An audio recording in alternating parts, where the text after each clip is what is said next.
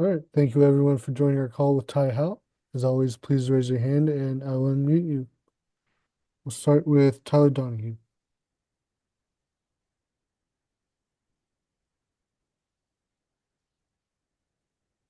Tyler,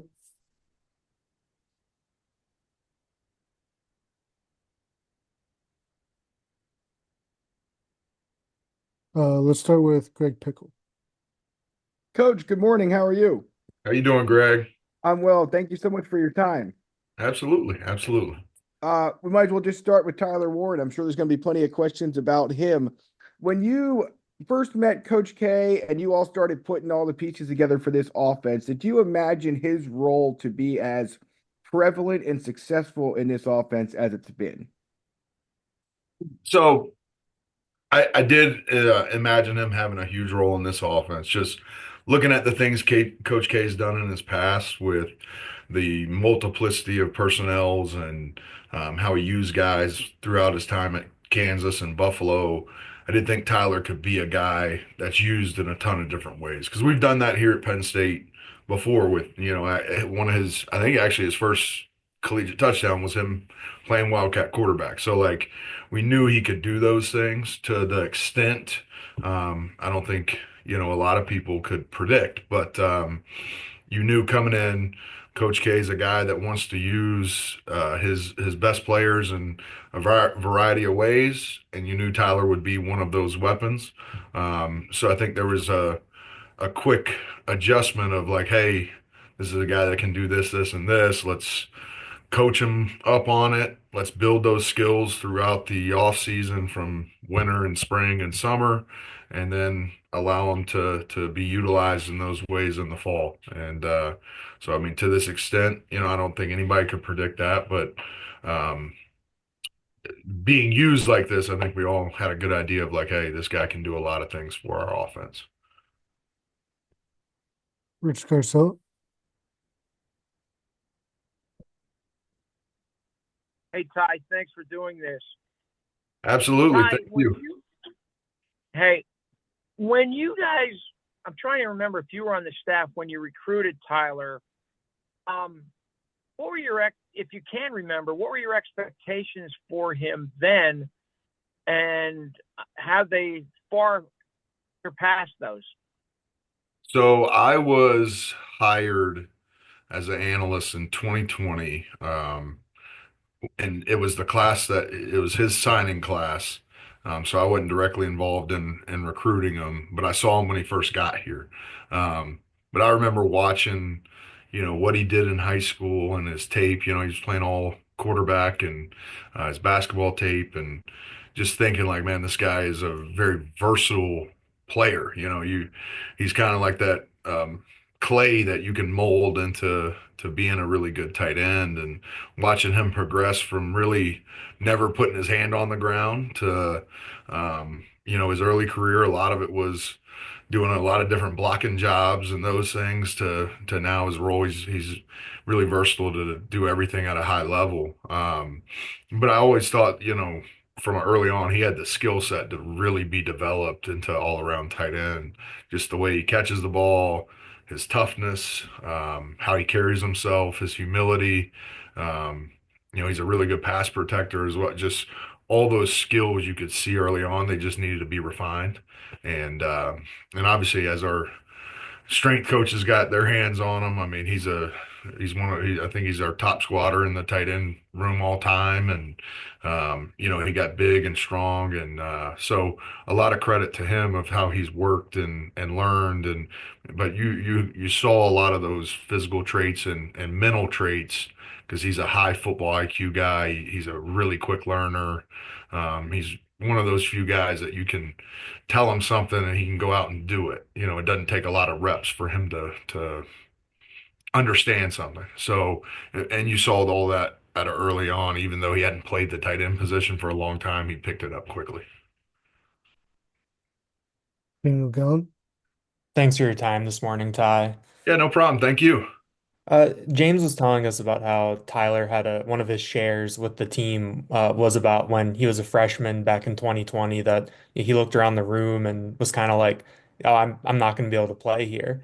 What's it been like watching that confidence develop over these 5 years? And when did you maybe see that belief, I guess, click in that he knew he belonged and could do this? Yeah, I think that it's a natural thing for a lot of the guys that walk into the tight end room. Like you look at that room in 2020 when he got here, you had Pat Fryermuth, you had Theo came in the same class, Brenton Strange. Um, there were just a ton of guys in there that were maybe further along than him. Um, and guys that had a lot of play, obviously Pat, a ton of playing experience, and the natural instinct is to try to compare yourself against those guys. And that's something that Tyler talked about is, you got to fight the battle of comparison. Everybody's journey is different. Um, I think when it really clicked for Ty was really in his redshirt freshman off season. You see, Pat leaves and you need guys to step up and Brenton Theo and him did that and you could just see how he was developing and coming along as a tight end. So I think that's where our confidence in him, really grew.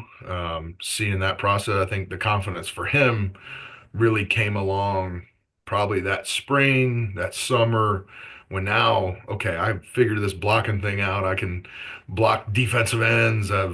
He's always been a confidence hands guy because he natural basketball player and hand-eye coordination. But like you could see, okay, I can hang with these guys. And then as he started playing more, seeing success, I think that really built into his confidence and really started playing a ton of snaps for us. He played as a redshirt freshman, played a lot as a redshirt sophomore, was really a catalyst in some big games, and then, broke out last year and obviously having the success he has this year. Donahue. Thanks, Paul. And hi, Ty. Thanks for the time, and I apologize for the audio issues earlier. No problem, man. You got that low budget Wi-Fi or something. We I'm got just messing. a lot of low budget stuff happening in my house, but I don't know if that was the reason. But I wanted to get into Luke Reynolds. Obviously, we got our longest look at him thus far last Saturday. You've been following him along the way since January and before that.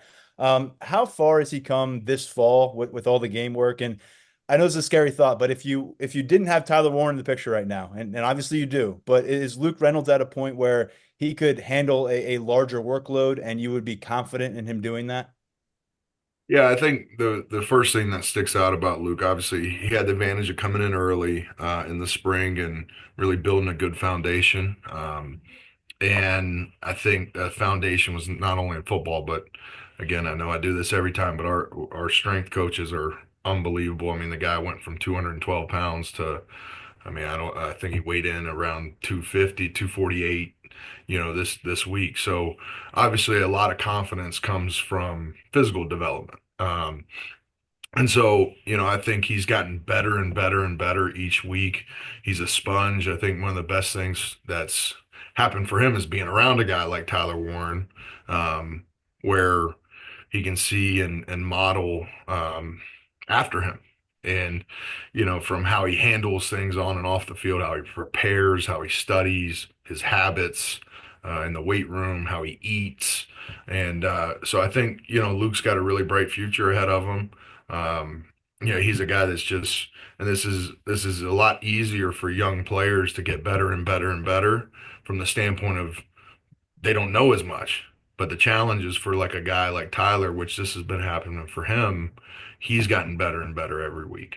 And so I think you've seen an exponential increase in Luke's retaining information. Okay, I got this look 2 weeks ago, and I retained how I should block this or run this route, or so I think that's been huge growth for him, obviously on top of the physical growth. And I'm excited for his future. Joe Smeltzer. Hey, Ty, thanks for the time. Yeah, thank you, Joe. Yep, absolutely. So after the Purdue game, both James and Drew said that Tyler deserved Heisman consideration. As his position coach, are you all aboard the Warren for Heisman train, so to speak? Absolutely. I think the thing that makes him special is all the ways he can affect a game.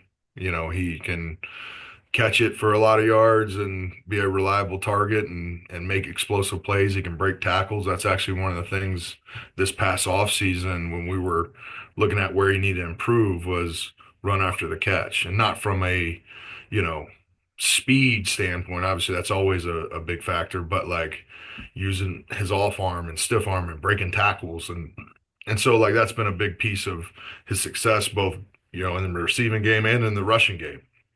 I think that you find really good players all over the country. I don't know if there's guys that can affect the game from being on the front side of a outside zone and getting movement on a nine technique who's 270 pounds, and then also being able to, take a Q power play 48 yards or however long it was last week and stretch the field and win in man coverage versus corners. And so I think like his skill set is definitely what makes him one of the best players in the country, and be able to affect our team in a lot of different ways. Like you look at him over the years. I mean, he could put a clinic tape up on Hands team. Like he's fair caught one, he's caught a grounder, he's batted one out of bounds, and it just speaks to his level of football IQ and how he's able to play a ton of different roles on a team.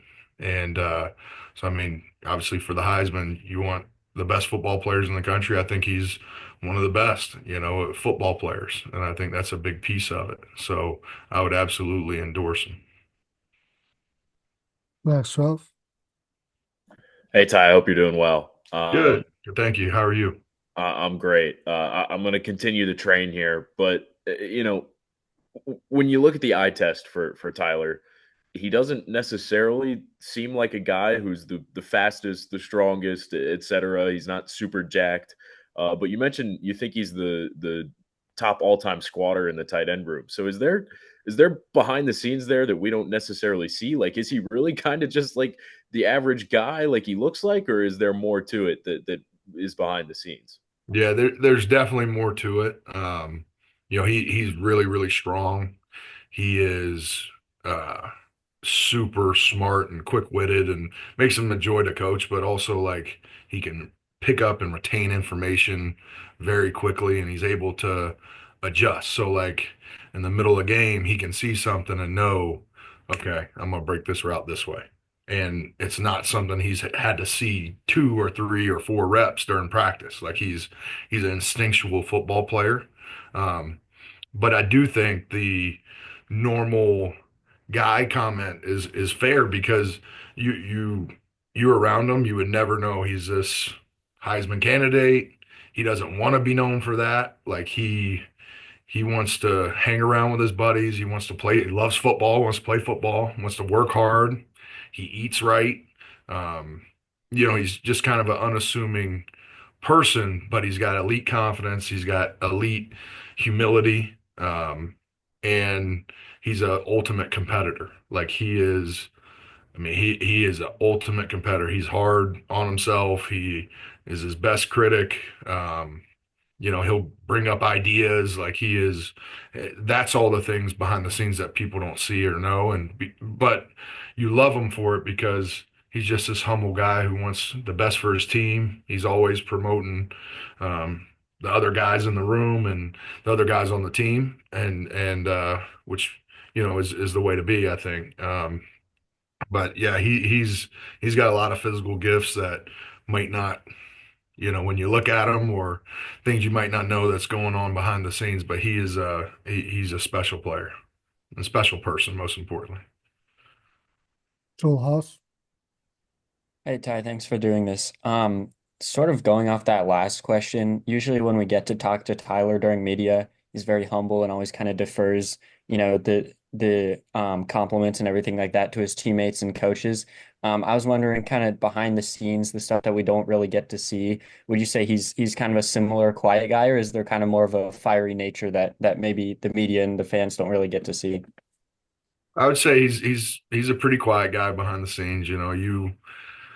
During the off season or when he has free time, he's fishing, he's golfing, like that's what he's doing. He's hanging out with teammates. He and I think it's fitting because if you've ever met his family, they're just genuine good blue collar people who've raised Tyler the right way, and um, Tyler's been a great ambassador for our program and helping lead others through the way that he does it. He's not this rah rah fiery guy. He's more of a pull a guy to the side and talk to him and tell him if something's right or wrong. And but the thing that he commands is respect because of the way he goes about his business. Obviously, when you perform the way he performs, you command respect, but his actions on and off the field command respect. So he's able to lead in that way. He doesn't have to be someone who he's not. And but that's who he is. He's a humble, quiet guy. He's funny as heck. He's quick-witted, all those things. And the thing I love most about him, he's the same guy every day. He's not gonna be up and down, and he's consistent. And I think which is a huge value for him moving forward and for our team. He's consistent for our team. Last question, Rich Garcelle. Ty, if I can ask you about Joey Schlaffer, what do you tell him with when you have a Tyler Warren and a Khalil Dinkins and a Luke Reynolds ahead of him, and what how has he um, how has he progressed this season since we talked to you last early in the year? Thank Yeah, you. I think one of the things that I don't even have to tell him, but Tyler again, somebody brought up the speech he told our team. Everybody's journey's different. Um, he's progressing in the run game. He's getting bigger and stronger, and he's really, really a sharp player. He's smart, so that's been a big thing that he's improved upon. But I tell him like, look, man, it's all about the process and the work to get better. There's no easy road in that journey, and so he's making great strides, and um, I love watching him, get better in practice, and that's what it's all about for me is seeing guys improve. And like I've watched Khalil Dinkins through the years, and Tyler Warren and Brenton Strange, and that it all there's a satisfaction when guys improve and get to where they can help your team. And so he's on his journey, and he's doing a good job improving in those areas.